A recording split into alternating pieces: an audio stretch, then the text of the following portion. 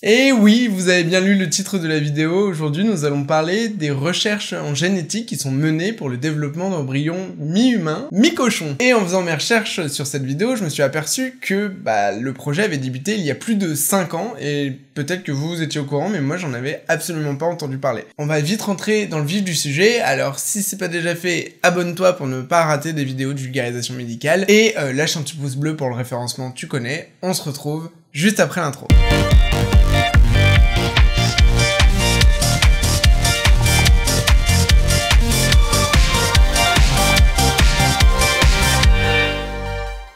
Bon alors, quel est le pourquoi du comment de cette histoire d'embryon mi-cochon, mi-humain? Est-ce qu'il s'agit encore d'un savant fou qui s'est dit un matin « et si je jouais avec la génétique pour créer des chimères ?» Ou bien est-ce qu'il s'agit, tout simplement d'une recherche dans un but médical? Déjà, faut savoir que l'air de rien, on dirait pas comme ça, mais on est assez proche des cochons génétiquement. C'est d'ailleurs pour ça qu'on fait des valves cardiaques à partir de valves de cochons, qu'on crée pas mal de médicaments à partir de sang de cochon, tels que l'héparine, l'albumine, etc. Et de par ces similitudes, notamment sur l'anatomie et la physiologie entre le cochon et l'humain, ça fait des dizaines d'années que des chercheurs et des médecins voient en le porc une potentielle source d'organes greffables chez l'humain. Typiquement parce qu'un rein de cochon a quasiment les mêmes proportions anatomiques qu'un rein humain. Donc on pourrait se dire, ok, on chope un rein de cochon, on le met dans l'humain, paf, ça occupe la même place, c'est terminé. Et compte tenu de l'augmentation énorme de la demande en termes de greffe rénale, greffe hépatique, greffe cardiaque, etc. à travers le monde, pouvoir exploiter des organes de cochon représenterait une avancée médicale assez importante. Parce que clairement, actuellement, on n'a pas assez de donneurs d'organes par rapport au nombre de personnes qui sont dans l'attente d'une greffe. Attention ici, je ne donne pas du tout mon avis personnel, je me suis pas penché sur la question, donc je ne me risquerai pas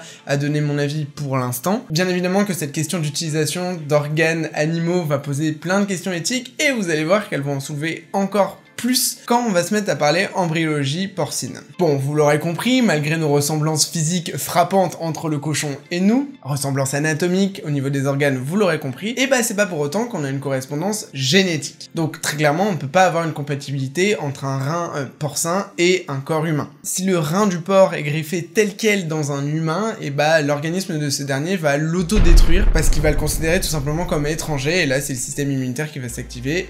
Rejet immédiat. Face à cette problématique d'incompatibilité génétique, les scientifiques ont plusieurs axes de travail. Modifier génétiquement le rein juste avant de le greffer, comme ça a été le cas très récemment aux États-Unis lors d'une phase test sur une personne en état de mort cérébrale, ou alors modifier génétiquement un porc dans son ensemble pour lui donner des caractéristiques génétiques humaines et ainsi prévenir le rejet de l'organe qui serait ensuite greffé à un humain. C'est cet axe-là, vous l'avez compris, qui va nous intéresser pour cette vidéo. L'idée des chercheurs est de détruire un gène qui serait responsable de la formation d'un organe en particulier et d'implanter à la place un gène modifié humain qui du coup entraînerait la formation d'un organe avec une signature génétique humaine. Un porc avec un de ces organes qui aurait vraiment une signature génétique humaine et qui serait ensuite greffable directement sur un humain avec une diminution des problèmes de rejet. Donc je vous explique comment c'est possible. Pablo Ross, c'est un scientifique américain qui travaille à temps plein sur le sujet. Lui, il cherche à créer un pancréas hybride, génétiquement humain mais implanté au sein d'un porc. La première étape est de détruire le gène responsable de la formation du pancréas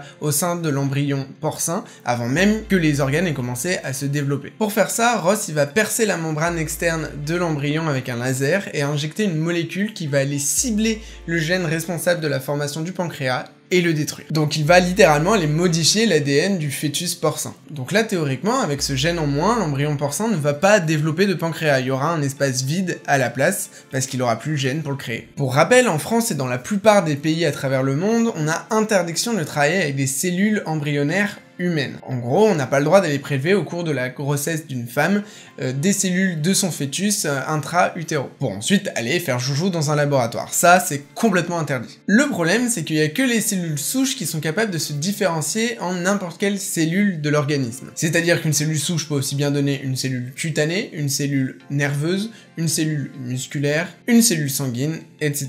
Elle peut tout faire. Mais vu qu'on n'a pas accès à ces cellules souches, il y a des travaux qui ont été menés et on a trouvé un moyen de pallier à cette interdiction, donc un moyen de ne pas travailler directement sur des cellules souches embryonnaires, et ces travaux ont été récompensés par un prix Nobel de médecine en 2012. Dans cette méthode, des cellules simples adultes vont être prélevées, notamment par exemple au niveau de la peau, et vont être remaniées génétiquement pour les rendre de nouveau immatures, et leur permettre de se multiplier à l'infini et de donner n'importe quelle cellule de l'organisme. Exactement exactement comme des cellules souches embryonnaires, sauf qu'on touche pas aux embryons. Et donc là, c'est autorisé. Ces cellules redevenues immatures s'appellent les cellules souches pluripotentes induites. Revenons à notre chercheur Ross et son fœtus porcin avec son absence de pancréas. Il va créer un deuxième trou dans la membrane externe de l'embryon et cette fois injecter ces fameuses cellules souches induites humaines qui vont profiter de l'absence du gène du pancréas pour aller coder un pancréas humain. Et donc on aurait un fœtus porcin avec un pancréas 100% humain au niveau génétique. Ross doit ensuite réimplanter les fœtus porcins génétiquement modifiés dans l'utérus de la truie, puis attendre le 28e jour de développement intra-utérin pour voir la formation des organes.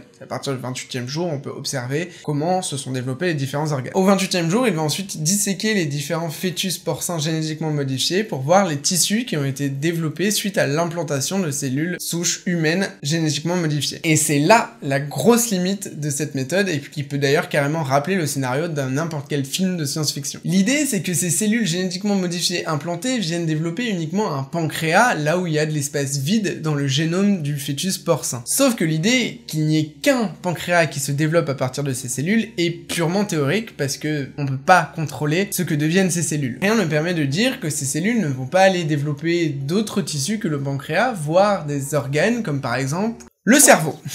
Et qui dit cerveau humain, bah oui, parce qu'on parle bien de cellules génétiquement modifiées humaines, qui dit cerveau humain dit conscience. J'ai des frissons rien que d'y penser.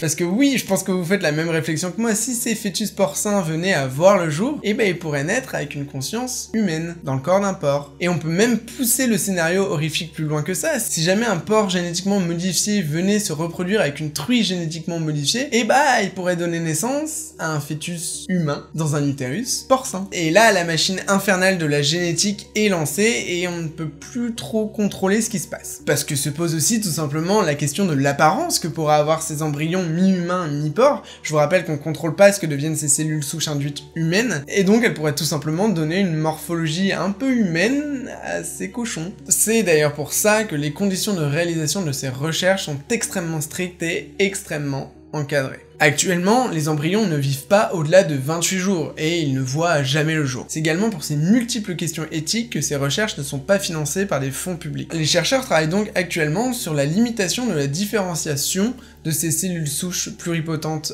induites lors de leur injection dans un fœtus porcin. En gros, le but est de les limiter dans la création de l'organe cible et qu'elles puissent pas aller créer autre chose comme un cerveau, par exemple. Et bref, au-delà de ce red flag créé par toutes ces questions éthiques autour de la génétique et de ces chimères, se pose aussi la question de la maltraitance animale. On parle quand même de disséquer des porcs juste pour de la recherche humaine, par exemple. Et pour le coup, je vais citer une question soulevée par le directeur de recherche de l'INSERM de Lyon. Que favorise-t-on entre l'éthique animale, la bioéthique humaine et la pénurie d'organes? Pour moi, c'est une question très intéressante qui mérite d'être débattue et qui fait apparaître notamment les notions de est-ce que l'homme doit être au centre de toutes les attentions sur cette planète Terre, quitte à écraser d'autres espèces pour évoluer? Je n'ai pas la réponse à cette question, mais bien évidemment que ça m'intéresse et je vous invite à débattre dans l'espace commentaire qui est fait pour ça, dans le bien-être et la bonne humeur bien évidemment. Enfin bref, pour l'instant on n'est pas prêt de voir des chimères mi-cochons mi-humaines se balader dans la rue, sauf si un chercheur est un peu distrait et laisse s'échapper un fœtus en dehors de son laboratoire. J'arrête le drama, clairement c'est pas pour demain, mais c'est vrai que c'est des questions qui sont quand même actuellement débattues et on voit que la génétique prend de plus en plus de part dans les recherches qui sont menées à travers le monde. Bref, ce sujet me passionne, n'hésitez pas à me dire dans le commentaire si ça vous a plu également que je parle de ça. Et je vous dis à la prochaine, salut! I'm in a big house with people I don't know. There's a reason, but it's not clear.